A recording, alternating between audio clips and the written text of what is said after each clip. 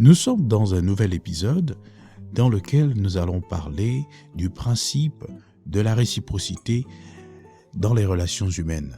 C'est un sujet dont l'intérêt et l'importance ne sont plus à démontrer en fait, parce que chaque jour que Dieu fait, nous sommes amenés à interagir avec différentes personnes, avec des collègues, avec des amis, avec même des personnes inconnues que nous rencontrons dans la journée, que nous rencontrons dans différents espaces. Et tout cela doit nous amener à développer le sens du contact humain, du rapport à l'être humain, le rapport à autrui. Parce que nous sommes sans ignorer que, on le dit souvent, que les êtres humains sont des êtres sociaux. Certains disent des animaux sociaux, je ne sais pas.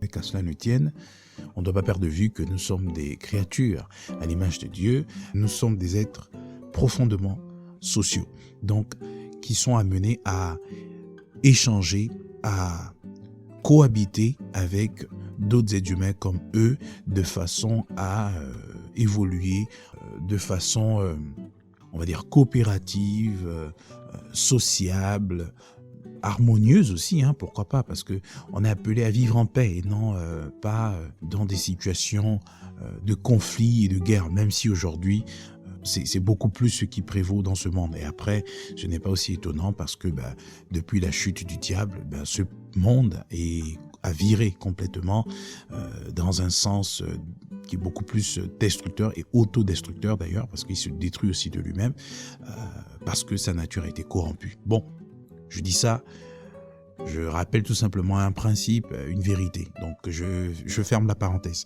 Mais pour revenir sur le principe des relations humaines, on doit comprendre que une relation humaine est caractérisée par un rapport d'échange. D'accord ? Je donne, je reçois. Cet échange se traduit par le langage oral, par exemple, verbal. On communique, donc on s'adresse à une personne, la personne nous répond. Ça peut être également physique, on soutient une personne, mais la personne aussi nous soutient en retour, par exemple. On visite une personne et la personne aussi nous visite. Donc il y a vraiment de l'échange, il y a un principe de réciprocité qui caractérise la qualité de la relation entre une personne et une autre. Donc c'est la logique dans laquelle chaque relation humaine s'inscrit. Pourquoi est-ce que c'est la logique ? C'est la logique parce que lorsque il n'y a pas de considération pour la notion de réciprocité dans une relation, la relation va prendre un autre coup, une autre tournure. C'est-à-dire que l'être humain a toujours en lui cette attente-là que, en agissant d'une certaine façon en faveur d'une personne, on a l'espérance, on a l'espoir que la personne un jour nous rendra la pièce de monnaie, donc agira de même à notre égard. C'est plus ou moins inscrit en nous, même si on ne le dit pas de façon très explicite, mais c'est plus ou moins un contrat tacite qui est signé entre deux personnes qui échangent, qui se fréquentent. Et cela, que ce soit dans le cadre d'une relation amoureuse, dans le cadre d'une relation professionnelle, amicale, estudiantine, quel que soit le cadre dans lequel on se rencontre, il y a toujours une notion de réciprocité, d'accord, de donner et de recevoir, d'accord, de s'entraider en fait finalement, parce qu'en fait, ce que l'on apporte à l'autre, on aimerait aussi que l'autre puisse nous le rendre un jour ou un autre. C'est vraiment un peu ce qui régit les relations humaines. Même si nous, qui croyons en Dieu, nous sommes exhortés à ne pas donner dans un état d'attente, d'accord, sans rien attendre en retour, la Bible nous recommande. Donc ça, c'est un fait qui est là, mais on ne doit pas perdre de vue que de façon naturelle, l'être humain agit de cette façon-là. Il attend toujours en retour, il attend toujours que la personne qui l'assiste puisse un jour lui rendre la pièce de monnaie. On ne fait quasiment rien sans rien. Et c'est dans ce contexte, en fait, qu'on doit comprendre l'importance, l'indispensabilité d'inclure, d'accord, dans sa mentalité, la notion de réciprocité. Parce qu'une relation où il manque de réciprocité est une relation bancale, déséquilibrée, qui, à court, à moyen et à long terme, va naturellement prendre fin. Je me souviens que je fréquentais un ami, je racontais cette histoire une fois, je me souviens dans l'un des podcasts, j'ai un podcast. J'avais un ami, en fait, qui était tellement sympa avec moi, qui était toujours disponible pour me rendre des services. Et à chaque fois qu'il me rendait des services, il agissait vraiment de façon désintéressée. Parce que rien ne pouvait expliquer ses gestes, en fait.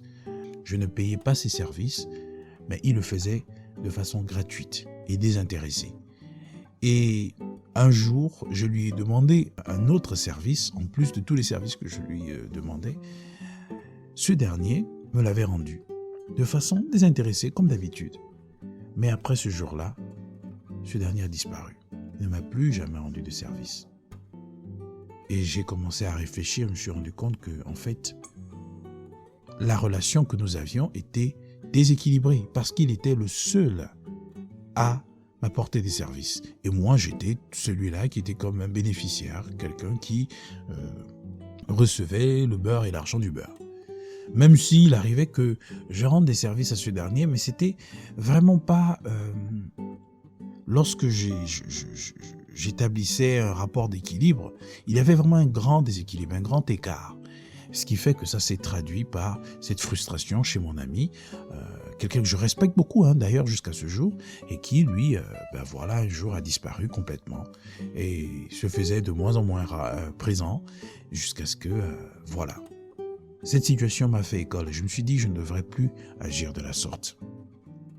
Donc c'est vraiment un exemple qui montre à suffisance que lorsque vous êtes dans une relation et que vous bénéficiez de l'aide, de la contribution, de l'apport, du soutien de la personne avec laquelle vous marchez et que vous venez à manquer de réciprocité dans le traitement de cette personne, dans vos rapports avec cette personne, tôt ou tard, cette relation va prendre fin, en fait. Et malheureusement, si vous ne prenez pas la peine d'analyser, d'essayer de réfléchir, de vous poser des questions sur votre part de responsabilité dans la situation, vous n'allez pas comprendre ce qui vous est arrivé et vous allez continuer comme ça avec les autres relations que vous aurez et ça finira toujours de cette façon-là et vous poserez des questions, mais pourquoi, qu'est-ce qui ne va pas, etc. Tout simplement parce que vous ne jouez pas le jeu. Ce principe est également valable dans les relations amoureuses.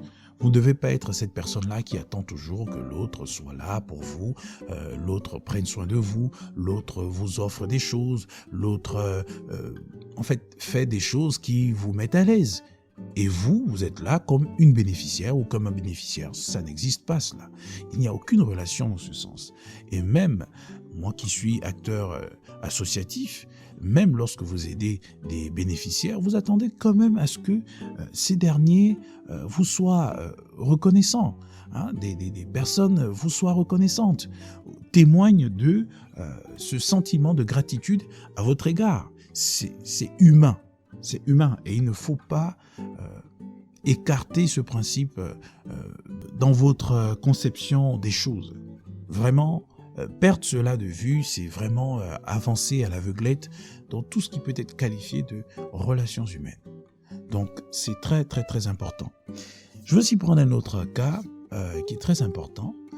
Ça concerne vraiment des relations aussi, on va dire, plus ou moins toxiques. C'est-à-dire que si vous êtes dans une relation avec une personne, que ce soit un collègue, que ce soit un ami, que ce soit un frère dans votre communauté, que ce soit une personne dans le cadre d'une relation amoureuse, vous devez avoir aussi des éléments de discernement qui vous donnent de comprendre si vous êtes avec la bonne personne ou non. Si dans cette relation, vous évoluerez parce que c'est la chose la plus importante. On se met ensemble, c'est pour évoluer. Deux valent mieux qu'un. Donc, quel que soit le contexte, lorsqu'on s'associe à une personne, on est censé apprendre des choses, on est censé recevoir des choses, même si, bien entendu, on joue le jeu de la réciprocité, mais on est censé constater une évolution dans sa vie, de se dire que depuis que je fréquente telle personne, j'apprends de nouvelles choses, j'évolue dans tel aspect et ça me fait du bien. Donc, c'est vraiment très important d'être attentif sur ces points-là.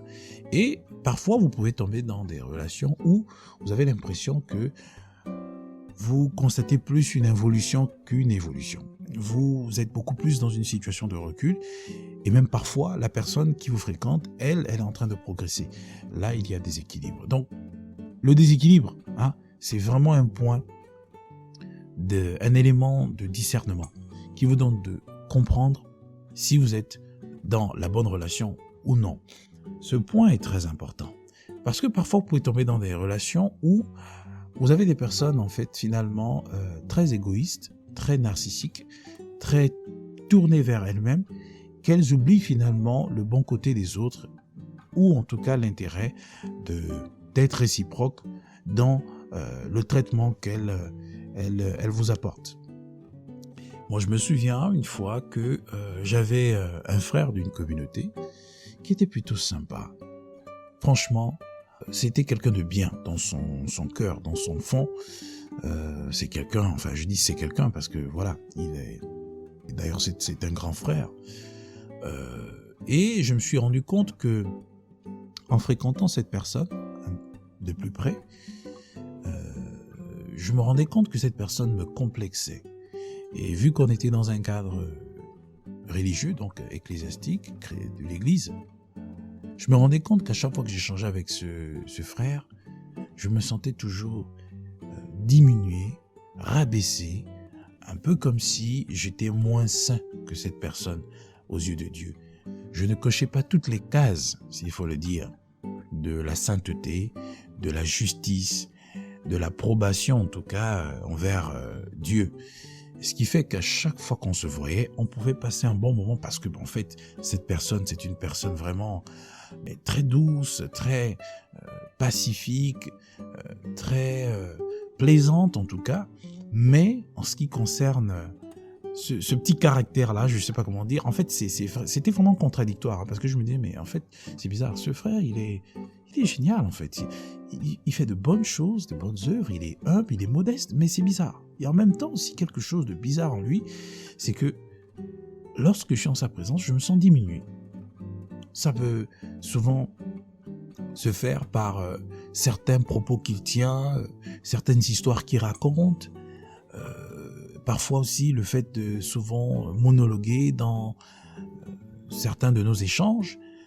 Et donc, on a comme l'impression que parfois, c'est lui qui s'adresse à toi et ce n'est pas une conversation que vous êtes en train de tenir.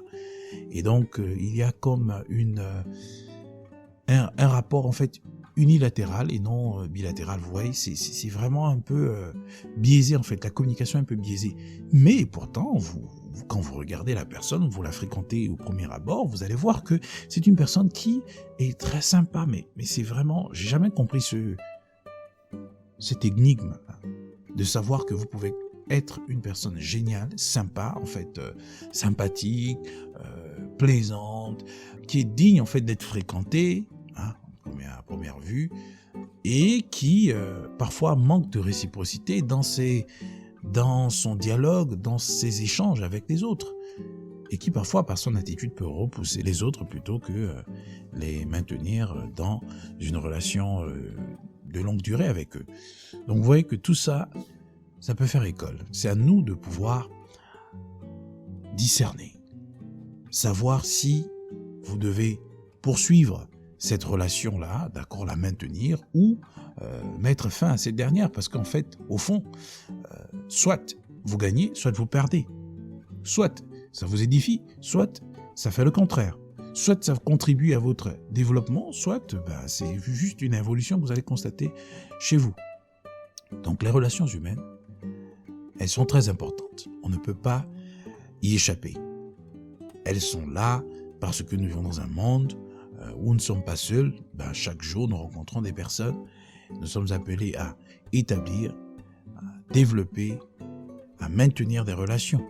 Et ce, dans différents cadres. Mais parce que nous veillons à notre bien-être, nous devons avoir des éléments de discernement pour savoir si nous sommes dans des bonnes ou dans de mauvaises relations. Et ça, bien entendu, l'élément très important à prendre en compte dans cette analyse et ce discernement, c'est le principe de réciprocité que je vous ai partagé à travers cet épisode. Voilà, je ne vous en dis pas plus. J'espère qu'il vous a aidé et qu'il vous permettra en tout cas de pouvoir mieux classer certaines relations que vous avez dans votre vie. Que Dieu vous bénisse.